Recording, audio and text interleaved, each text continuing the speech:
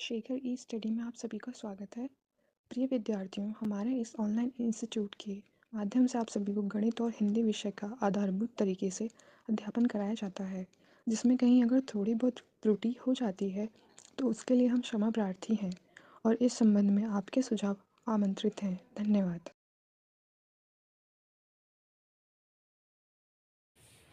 Hello दोस्तों, मैं शेखर स्वागत करता हूं आपका अपने YouTube channel Shekhar study point में। दोस्तों, आज हम उत्तर प्रदेश अधीनस्थ सेवा चयन आयोग द्वारा आयोजित प्रारंभिक अर्हता परीक्षा, जिसे आप यूपी पीईटी या पीईटी कहते हैं, पीईटी 2025, उसके विषय में आज हम चर्चाएं करेंगे। देखिए, पीईटी 2025 आने की सुगबुगाहट तेज हो चुकी है। ये बहुत ही महत्वपूर्ण एग्जाम होता है, ठीक है। इसके माध्यम से अब आने वाली जितनी भी भर्तियां हैं उनमें आप एलिजिबल हो सकते हैं। अगर एक अच्छे खासे नंबर आप इसमें अर्जित करते हैं तो आगे आने वाली बहुत सी महत्वपूर्ण भर्तियां होती है, जैसे इसके माध्यम से लेखपाल की भर्ती कराई जाती है, क्लर्क की, स्टेनो की भर्ती कराई जाती है और लोअर की भी भर्ती संभवतः इसी से आने वाली है।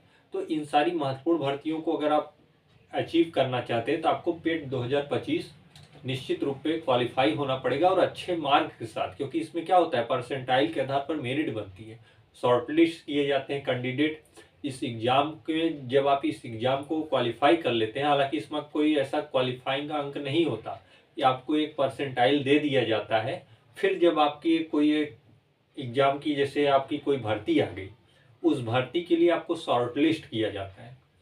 तो शॉर्टलिस्ट में ऊपर से लिया जाता है, तो जितने भी अधिक आपके परसेंटाइल होंगे उतना आप मौका पाएंगे सारी परीक्षाओं में देने के लिए, ठीक है। इसलिए आपको अच्छे अंक अर्जित करने पड़ते हैं अधीनस्थ सेवा व चयन आयोग द्वारा आयोजित प्रारंभिक अर्हता परीक्षा जो होती है यूपी पेट, ठीक। हालांकि 2024 में इसका आयोजन किन्हीं कारणों से नहीं हो सका, लेकिन 25 में पूर्णतः इसके होने की संभावना है। देखिए, बहुत अच्छी अच्छी भर्तियां मिलती हैं। जैसे जिन्होंने 2023 का पेट नहीं दिया था, देखिए वो यह महसूस कर रहे होंगे कि जूनियर असिस्टेंट जो 5512 पद था, वो एक बहुत बड़ी भर्ती थी। अभी तक जूनियर असिस्टेंट की इतनी बड़ी भर्ती आई नहीं है। हालांकि उसके बाद फिर एक भर्ती आ गई, लेकिन 5512 पद मायने रखते हैं, ठीक है। हालांकि अधीनस्थ सेवा चयन आयोग के वैसे तो पॉपुलेशन के आधार पर बहुत कम है, लेकिन अधीनस्थ सेवा चयन आयोग के आधार पर एक मायने लगता है ऐसी भर्ती का। तो जिन्होंने पेट नहीं दिया था वो इसलिए पछतावा जरूर करते होंगे, ठीक है। लेकिन अब आप पेट 2025 की तैयारी आरंभ कर दीजिए। ये एग्जाम, अगर ये फॉर्म आपका मार्च के लगभग आ जाएगा, फरवरी अंत पे या मार्च के आरंभ में फॉर्म इसका भरना शुरू हो जाएगा और एग्जाम इसकी जून जुलाई के आसपास करा ली जाएगी, ठीक है। क्योंकि अभी बहुत सारे अधीनस्थ सेवा चयन आयोग की ऐसी परीक्षाएं हैं जो एक एक साल पहले के फॉर्म भरे गए हैं, उनकी एग्जाम अभी हुई नहीं है। तो उनके एग्जाम के बाद जस्ट पेट का एग्जाम होगा। बहुत आपको समय नहीं मिलेगा। लगभग ये मान के चलिए कि आपके पास 4 से 5 महीने का समय है और इसका सिलेबस बड़ा होता है, लगभग पूरा कवर करता है। जितना एक सामान्य सिलेबस होता है लगभग ये पूरा कवर करता है, ठीक है। चाहे आप इंग्लिश, हिंदी, ऐसा कोई सब्जेक्ट नहीं जो इसमें इंक्लूड ना हो संस्कृत के अलावा, ठीक है। तो इस तरीके से आपको पढ़ना है, कैसे आपको देखना है कि ये यूपी पेट में आपको अच्छे अंक अर्जित करने हैं, उन सारी चीज़ों को देखिए। आप एक एक सब्जेक्ट पे अगर आप गौर करते चलेंगे, हर एक सब्जेक्ट महत्वपूर्ण है, चाहे वो 5 नंबर का हो चाहे वो 20 नंबर का हो। एक एक नंबर से परसेंटाइल ऊपर नीचे होता है, तो सारे सब्जेक्टों का आपको गौर करके चलना है, ठीक है। मैं जो यहाँ आपको बताने चल रहा हूँ ये मैथ का ही पोर्शन होता है, आप कह लीजिए रीजनिंग का भी पोर्शन कर ले सकते हैं, क्योंकि मैथमेटिकल रीजनिंग में आ सकता है ये। तो ये जो है पेट 2025 का जो पाठ्यक्रम होगा, हालांकि इसका पाठ्यक्रम वही है जो पहले था। उसमें देखिए दो चीजें जो दी होती हैं, इनके नंबर बहुत मायने रखते हैं, 20 नंबर के आते हैं, ठीक है। वो है ग्राफ की व्याख्या एवं विश्लेषण, 5 नंबर का एक क्वेश्चन आता है, 2 क्वेश्चन रहते हैं तो 5 गुणे 2 10 हो जाएगा, ठीक है। दूसरा आता है तालिका की व्याख्या एवं विश्लेषण, ये भी 2 क्वेश्चन रहते हैं, एक क्वेश्चन 5 नंबर का, तो 2 गुणे 5 मतलब 10 हो गया। आर टोटल 20 नंबर के यही 2 टॉपिक आते हैं, ग्राफ की व्याख्या एवं विश्लेषण, तालिका की व्याख्या एवं विश्लेषण। इन्हीं दोनों से 20 नंबर का पूछा जाता है और 20 नंबर जान लीजिए बहुत महत्वपूर्ण है आपके लिए, एग्जाम के लिए, ठीक है। तो आपको इसके लिए अच्छी सी तैयारी करनी पड़ेगी। उसकी शुरुआत आज मैं यहाँ पे करूँगा, जिसे आप क्रम करके हुए आप पार्ट को देखते चलिएगा। उम्मीद है इससे बेहतर आपको बहुत ही कम जगहों पे मिल पाएगा, ठीक है। हालांकि मेरे कहने का ये मतलब नहीं है कि मैं ही बेहतर पढ़ाता हूँ, लेकिन बहुत ही सिलेक्टेड चीजें यहाँ पे आपको बताई जाएंगी, ठीक। तो ग्राफ की व्याख्या विश्लेषण और तालिका की व्याख्या विश्लेषण की शुरुआत आज से की जाती है। और बाकी के इसके बहुत सारे ऐसे सब्जेक्ट हैं जिनमें आपको पढ़ना होगा और अच्छे अंक अर्जित करने होंगे। सबसे ज़्यादा मतलब एक तरीके से मानक रूप में सबसे अधिक अंक 20 नंबर इससे पूछे जाते हैं। तो आपको इसमें थोड़ी बहुत गणित भी आनी चाहिए, मैं उसकी भी चर्चा यहाँ पे करूँगा। ठीक है, जो गणित के ऐसे पार्ट जो आपके लिए महत्वपूर्ण है उन सारी चीज़ें यहाँ पे बताई जाएंगी। साथ ही साथ इसको पूरा कंप्लीट कराने के बाद जितना भी ग्राफ से तालिका से जितने भी प्रश्न बन सकते हैं और कितने प्रकार के प्रश्न बनते हैं इन सारी चीज़ों की चर्चाएं करूँगा और उसको आपको पूर्णतः बनाने के बाद प्रैक्टिस सेट कराऊंगा। हालांकि मैं इसको पहले भी पढ़ा चुका हूं, अगर आप इन्हें देखना चाहते हैं पुराना वीडियो तो प्लेलिस्ट बनी है, इसके पहले भी मैं बता चुका हूं। ठीक है, तो आज से शुरुआत करते हैं यूपी पेट 2025 में इन दोनों टॉपिकों की। देखिए, ग्राफ और तालिका के अंतर्गत आपको कौन कौन से भाग पढ़ने हैं। आपको देखिए पाई चार्ट पढ़ना है। ठीक है, जहां से अधिकतर प्रश्न बनते हैं पाई चार्ट। पाई चार्ट इस तरीके से होता है, एक वृत्त होगा, वृत्त को कई भागों में विभाजित करके उसके रिलेटेड ऐसे चीजें दी होंगी जैसे किसी कंपनी के आंकड़े, किसी से इस तरीके की संस्थाओं के आंकड़े या विद्यार्थियों के आंकड़े या मनुष्यों के आंकड़े, ऐसे आंकड़े इसमें भरे होंगे। ठीक है, उनको आपको ज्ञात करना पड़ेगा परसेंटेज आदि के आधार पर। वो सारी चीजें जब इसकी चर्चा होने लगेगी, प्रश्न लगाने लगेंगे तो आपको समझ में आने लगेगा। ठीक है, जानते रहिए पाई ग्राफ इस तरीके से होता है, वृत्त बना होता है। टेबुलर मतलब टेबल ग्राफ इस तरीके से होता है। ठीक है, ऐसी ऐसी आपको क्या करेंगी आकृतियां मिलेंगी, खाने बने होंगे, उसमें बहुत सारे आंकड़े भरे पड़े होंगे। ठीक है, उन आंकड़ों के आधार पर आपको गणनाएं आगे की करनी पड़ेंगी, वो होता है टेबल ग्राफ। बार ग्राफ क्या होता है, बार ग्राफ में ऐसे ऐसे स्तंभ बने होते हैं जैसे आपको यहाँ पे दिख रहा है, उन स्तंभों के आंकड़े लिखे होते हैं, उन आंकड़ों से आपको निष्कर्ष निकालना पड़ता है। ठीक है, वो बार ग्राफ होता है। वो रेखा ग्राफ, रेखा ग्राफ देखिए इस तरीके का होता है, ऐसे ग्राफ खींचे जाते हैं, इनमें रेखाएं आप किसी आंकड़े को दर्शाती हैं, उस आंकड़ों के आधार पर आपको आगे की गणनाएं करनी पड़ती है। ठीक है, बाकी कैसल फॉर्म का ऐसा ग्राफ बनता है, बाकी रडार का ऐसा, ये समुद्र में के भीतर भूकंप वगैरह या रडार में प्रयोग किया जाता है। ठीक है, हालांकि आप जानते रहिए ये बहुत नहीं आता आपके एग्जाम में, केवल एक ग्राफ के प्रकार में है, इसलिए आपको यहाँ पे बता दिए गए। ठीक है, रडार और कैसल फॉर्म, अधिकतर जो आपके प्रश्न बनते हैं वो इन्हीं चारों से बन जाते हैं। ठीक है, पाई ग्राफ से, टेबल ग्राफ से, बार ग्राफ से, रेखा ग्राफ से, इन्हीं चारों से बन जाते हैं। अगर आप अब तक पेट के एग्जाम देते आए हैं तो आप जानते होंगे। बाकी अगर कैसल फॉर्म की बात करें या रडार फॉर्म की बने, ये ग्राफ और तालिका के अंतर्गत बेशक आते हैं, लेकिन ये आपके सिलेबस के अनुसार इतने हाई लेवल पे नहीं जाता है। इन्हीं में से इसका स्तर कठिनाइयों पे करके पूछता है। जैसा कि आप पीछे के पेट 2023 का दिए होंगे तो उनमें इसी तालिका या बार ग्राफ से प्रश्न आए थे, लेकिन उनका लेवल बहुत हाई था, मतलब बहुत ही आपको कह सकते हैं कि मॉडरेट से भी ऊपर उलझाया हुआ प्रश्न था, जिसको लगाने में काफी समय व्यतीत हुआ। इसलिए पेट की जो 2023 की पेट का जो एग्जाम हुआ था वो बहुत हार्ड था और परसेंटाइल लोगों का कम आया था। ठीक है, परसेंटाइल तो वही लगभग ये मान के चलिए कि पहले 50 नंबर पे अगर 90 जाते थे तो अब 30 नंबर पे 90 गए, मतलब कठिनाई स्तर अधिक था। ठीक है, नंबर लोगों के कम आए, परसेंटाइल तो लगभग ज्यादा ही रहा। ठीक, तो महत्वपूर्ण इन चारों को आपको देखना है, हालांकि इनसे रिलेटेड भी मैं प्रश्नों को आपको करा दूंगा। तो pie graph, table graph, bar graph, रेखा ग्राफ, ठीक, ये आपको पेट के 2025 के लिए तैयार करना है। लगभग 20 नंबर इसके आपके बनेंगे, आपको बहुत ही बेहतरीन तरीके से आपको बताया जाएगा। ठीक है, तो आइए शुरुआत करते हैं पाई ग्राफ से, बेसिक से देखेंगे। पहले इनको कैसे इनके प्रश्न बनते हैं, उसके बाद आपको इसके अभ्यास प्रश्न कराए जाएंगे। ठीक है, तो शुरुआत करते हैं पाई ग्राफ से। देखिए पाई ग्राफ, पाई चार्ट कैसा होता है, मैंने आपको बताया वृत्त बना होता है, वृत्त के कई भाग डिवाइड किए गए होते हैं, उन भागों में आंकड़े दिए होते हैं, चाहे वह किसी कंपनी के आंकड़े होंगे, चाहे व्यक्तियों की आयु होगी, चाहे विद्यार्थियों की संख्या होगी, ऐसे अधिकतर परसेंटेज में आंकड़े दिए होते हैं। ठीक है, तो जैसे मैंने आपको ये देखिए एक उदाहरण के तौर पे यहाँ पे वृत्त लिया हुआ है, जिसको मैंने 5 भागों में विभाजित किया है। ठीक है, 1 भाग, 2, 3, 4, 5, इन पांचों भागों में मैंने यहाँ पे देखिए उदाहरण के तौर पे बताया है कि कंपनी है, ये चारों क्या है, पांचों क्या है, कंपनियों के नाम है, कंपनी ABCDE। इन पांचों कंपनियों की अपनी एक आय है। भाई कंपनी की आय या व्यय या खर्च ऐसे सब होते हैं, या आपको उनको घाटा जो भी होता है, तो यहाँ पे केवल एक आय दिखाया गया है इस पाई ग्राफ के माध्यम से।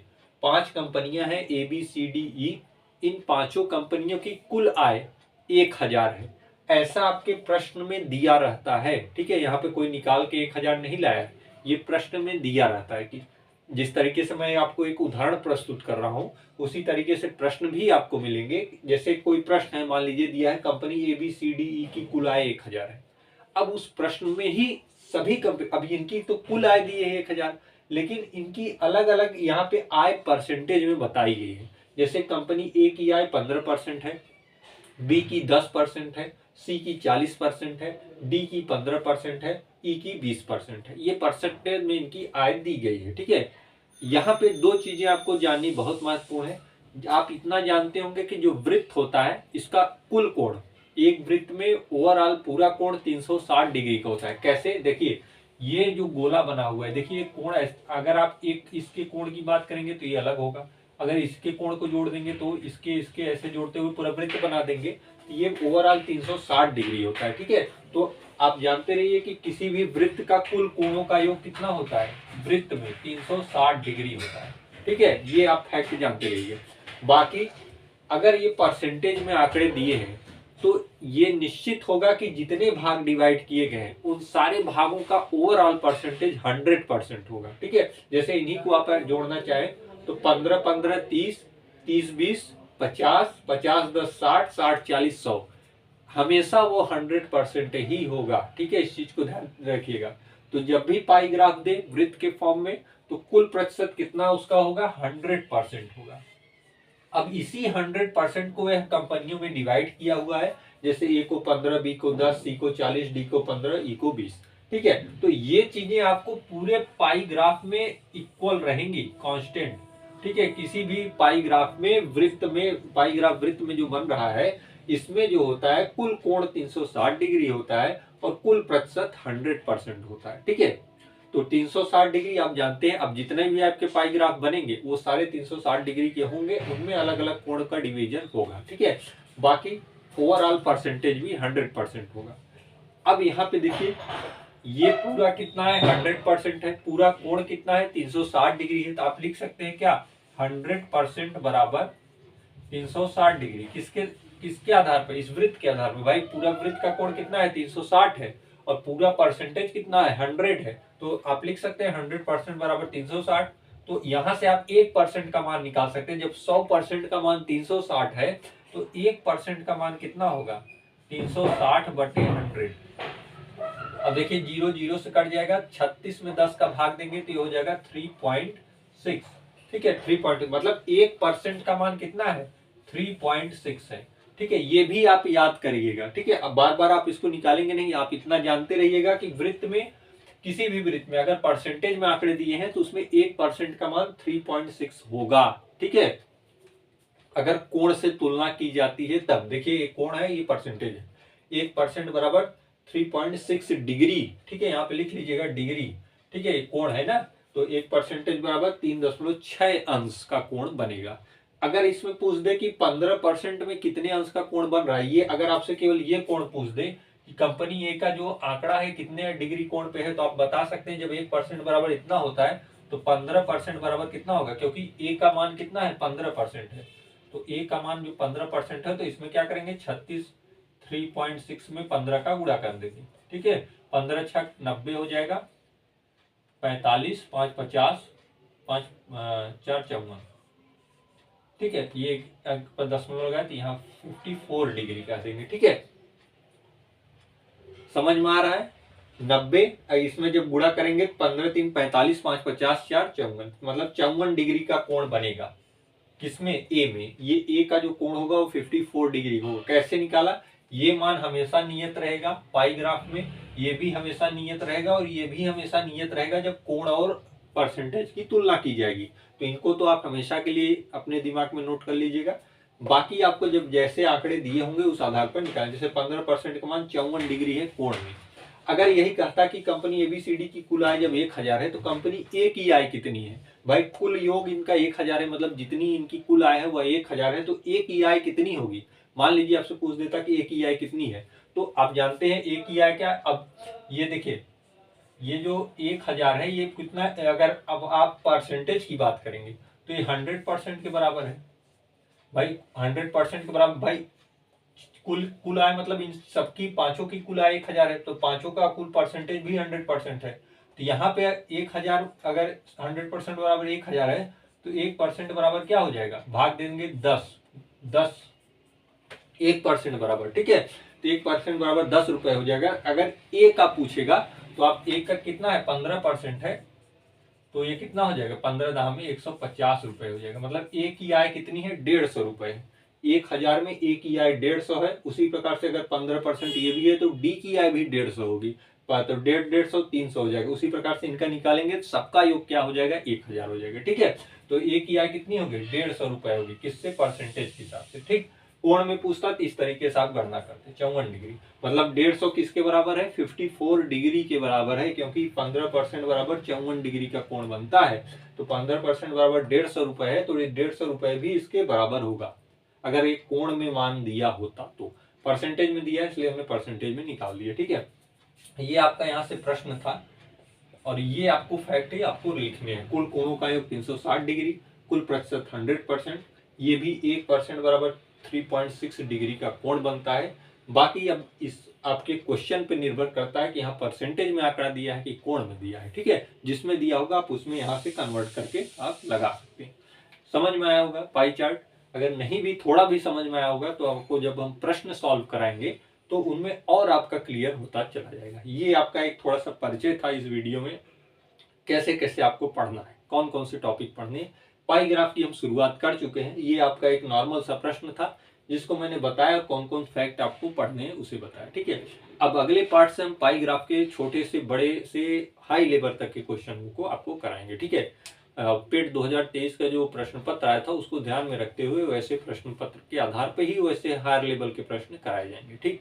तो आज के पार्ट में फिलहाल इतना ही, मिलते हैं अगले पार्ट में और अच्छे अच्छे क्वेश्चनों के साथ।